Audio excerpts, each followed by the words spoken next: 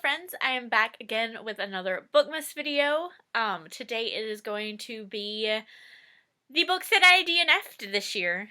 One of my goals was to keep track of what books and how often I was DNFing. I ended up getting 14, which is not bad at all.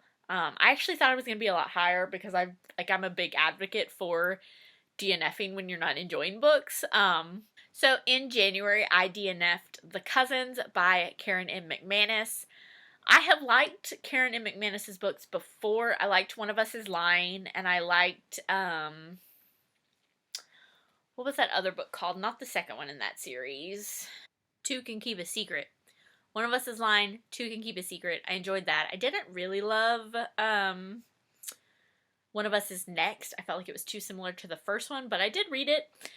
And then I got to The Cousins, and the point of this video, I DNF'd it because it had this weird, like, leaning towards incestual relationship. And I was like, okay, so, like, she's not gonna write that in a YA book. Like, that's a taboo adult romance, or new adult romance type situation. And so I figured, spoiler alert for this video, because I think I'm gonna spoil most of it. I figured at some point it was gonna come out that one of them was not really a cousin, and I looked it up, and that's exactly what happened, and I just didn't care at that point. So I called it quits on that one. In February, I DNF'd The Idea of You by Robin Lee. I was under the very mistaken impression that this was a romance with a happily ever after. This is a age gap romance about a single mother who, she takes her daughter to this, like, concert for this really big group, and, ends up meeting one of the guys in the group, and they kind of have a relationship. I already put a spoiler alert. We're gonna put a big spoiler alert on this whole video. It's not a romance. They don't end up together. They go their separate ways at the end because she just can't see past the age gap and him being famous. And it really seemed like he wanted to try.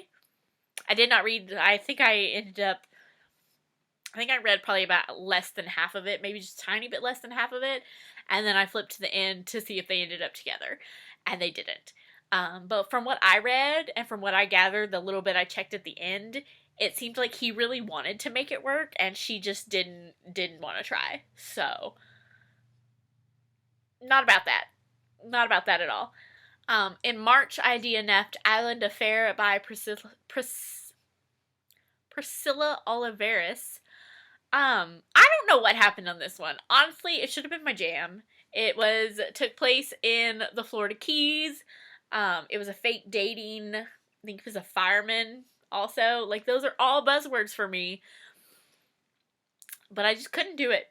I did not like, I don't know if it was the writing style or, I was gonna say the writing style or how the characters were written.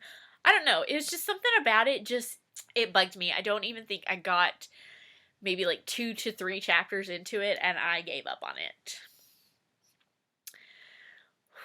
Ooh, in April, I DNF'd Six of Hearts by L.H. Causeway. Heard a lot about L.H. Causeway, but this was, oof. So, there was a very specific scene that I DNF'd this book for. They were in a car. The main female character had, like, snuck off and gone and, like, followed the guy because he was secretive. He ended up realizing she was there and, like, stuffing her in this car, and on the way home, hands went places. I don't know how to say this without, like, but yeah, and she definitely told him no. She definitely told him she did not want it right now because she wanted answers from him, and he did it anyway. And at that point, I closed the book and took my bookmark out and was just like, this is not for me. Yeah, it wasn't romantic, and it was definitely the love interest of the book, and I just am not about that. In June, I DNF'd Get a Clue by Jill Chavez. This one was a ride. It's about a girl, I don't know if she was left at the altar or if her fiance called off the wedding, like, before, but she ended up going on their honeymoon to this, like, cabin resort place, but the resort has double booked the cabin that they were supposed to be in for their honeymoon, and she can't leave because she's snowed in, and it was just really weird characters, and I think it was supposed to be kind of quirky with some of the background characters, but I felt really uncomfortable the whole time, and like the power went out, and it just, I don't know, something about this just made me feel uncomfortable, and I didn't even look up to see where it went with the romance, because I just didn't care. Also in June, I DNF'd In Rides Trouble by Julianne Walker.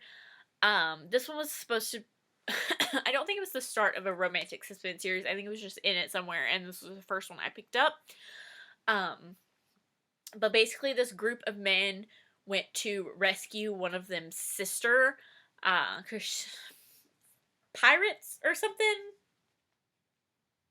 She was on a yacht, and the yacht got taken over, something, so they had to go rescue her, and, like, that was all. It was all well and good, and then he got hurt. The main love interest got hurt, and the main female character went to the, like, infirmary on the ship that they were going back home in.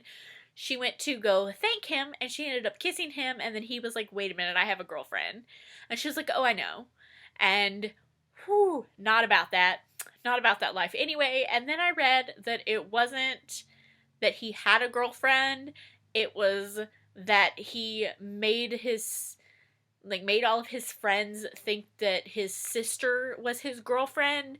And I was like, no, that's weird. That's weird, and I just didn't like the dynamic of it after that, so I called it quits on that one. In July, I DNF'd If I Never Met You by Vari McFarlane.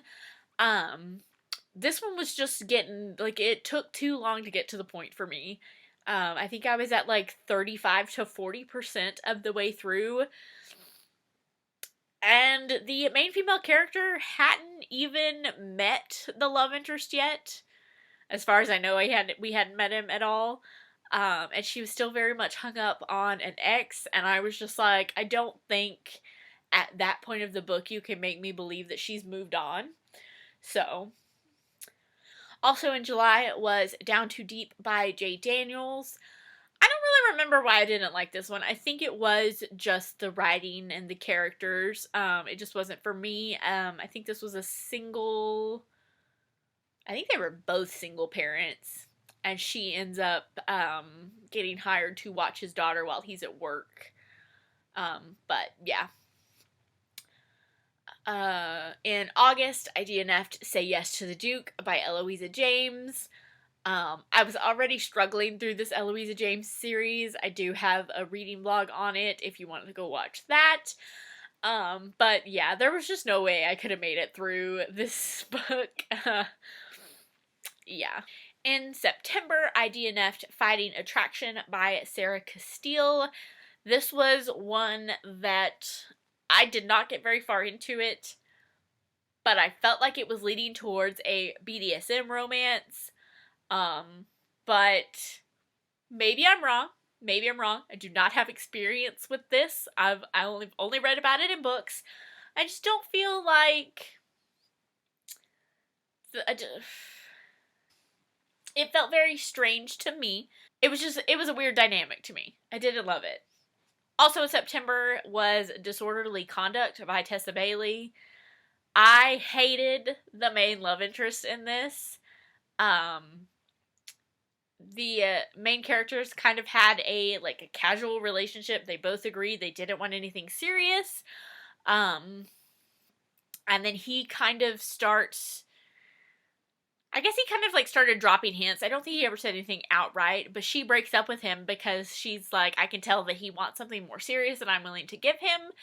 And he basically started sabotaging her online dating because he wanted to be with her, and I was like, no, that's not okay. No, not cute, not romantic. He was a jerk to her in most of the time anyway. Yeah. In October says Love Game by Tracy Wolff. I don't remember what that is. Hang on. Oh, I remember this one now. So this one is, let's see. It says that Tracy Wolff delivers a darkly addictive novel of seduction and psychological obsession. The stakes are high in Love Game when a movie star with a shattered past meets a man who can either break her or make her whole. Yeah, I didn't love the whole psychological suspense thing to it.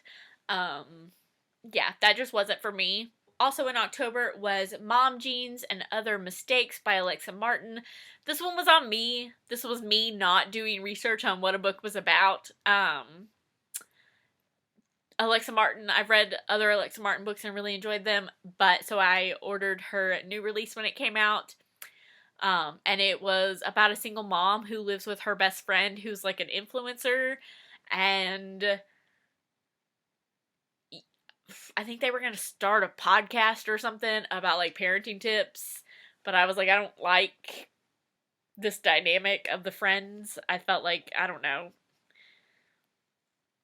it felt like they used each other a lot, and so I DNF'd that because I did not enjoy it.